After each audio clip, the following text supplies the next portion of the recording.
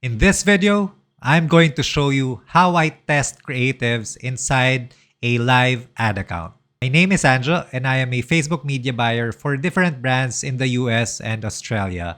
I have experience running accounts spending from $7,000 a month up to $500,000 a month. And I also own a private Facebook group here in the Philippines with over 57,000 members where I teach Facebook advertising. What I'm going to show you right now is a live creative testing that I'm doing in this account, which is applicable to all of the brands that I'm currently running, even on the accounts that I've ran before. And this is already built up. I won't be starting from scratch, but I'm going to show you how I set it up inside. So for the creative testing, you can see here, when we click on edit, you will see the setup that I have inside the ad account. So the buying type, auction, campaign objective is always sales. I don't use any other campaign objectives other than sales. But if it's lead generation, of course, I use lead generation. I turn off catalog. I don't do A/B test. And for the advantage campaign budget, I turn it off.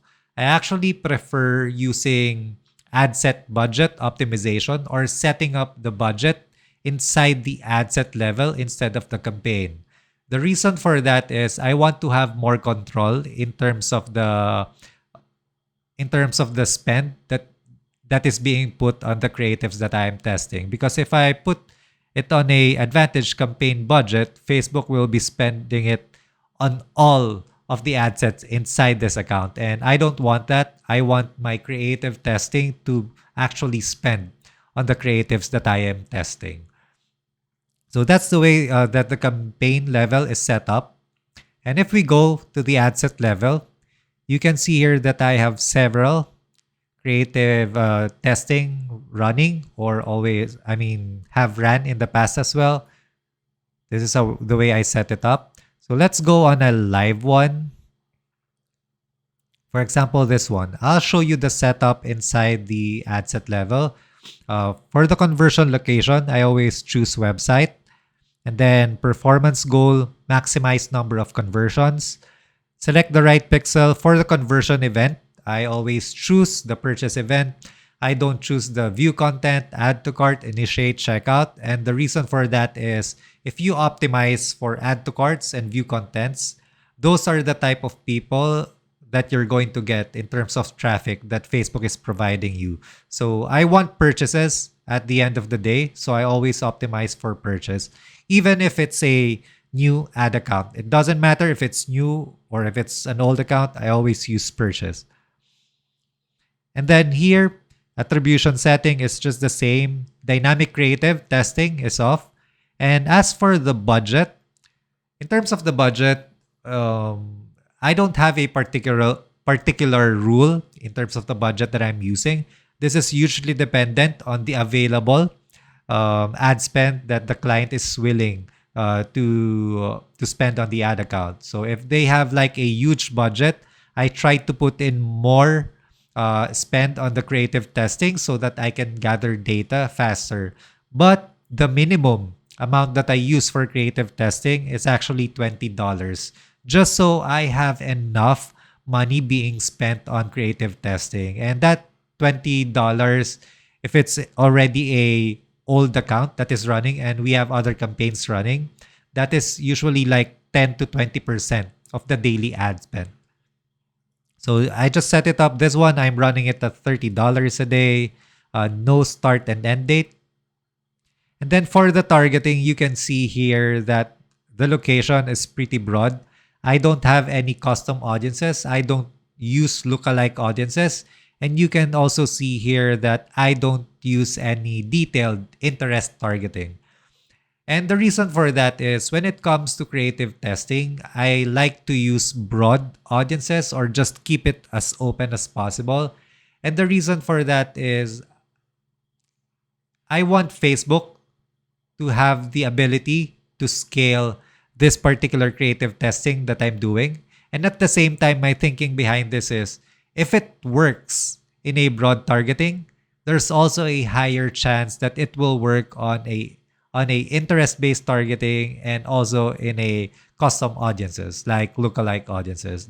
So I just run everything at broad.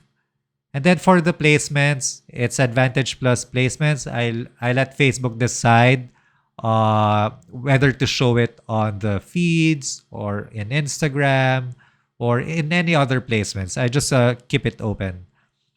And then the next stage is going to the actual creatives that we are testing. So if you click on this one on the ad set, you will see here that I have several creatives in here that I'm testing. The minimum that I'm testing inside an ad set are 3 creatives up to 6 creatives. I don't go over 6 creatives. I think 6 creatives is actually enough for Facebook to have options in terms of what creatives to show a particular person. But when it comes to creative testing, you can see here that if we click on preview, you will see that this has an ad copy which is the same among all the other creatives that I'm testing in this particular set. It has the same headline too, same landing page, and the only difference is the image or the images that I'm using. Why? Because in terms of creative testing, I only test one thing at a time, just so I know if the image is actually working or not. If I'm testing the headlines, the images will be the same, the ad copies will be the same. The only different one will be the headline. So that's how I test things out inside the ad account. I only test one variable at a time. Because, I mean, if you're testing everything at the same time, you might as well just run a dynamic creative testing and let Facebook do the work for you. But if you have a very good background in terms of making creatives or making videos, I suggest that you only test one variable at a time so that you'll know which one is working and which one is not. That's how simple I do creative testing. You can see here this has only spent like today $56, almost spent the budget already at 4.32. This one didn't get any purchases, but we'll let it run for a few days before making any decisions. I'll probably make it run for like 3 to 7 days. If the numbers are too bad after 3 days, I turn it off. But if it's showing some good soft metrics within 3 days, I let it continue up to 7 days before making actual decisions in turning off things and actually scaling the creatives that are working. That's it for this video. If you love the content that I'm making, please don't forget to subscribe, like, and share this video. And if you have questions, you can always put a comment down below and I'll be answering it.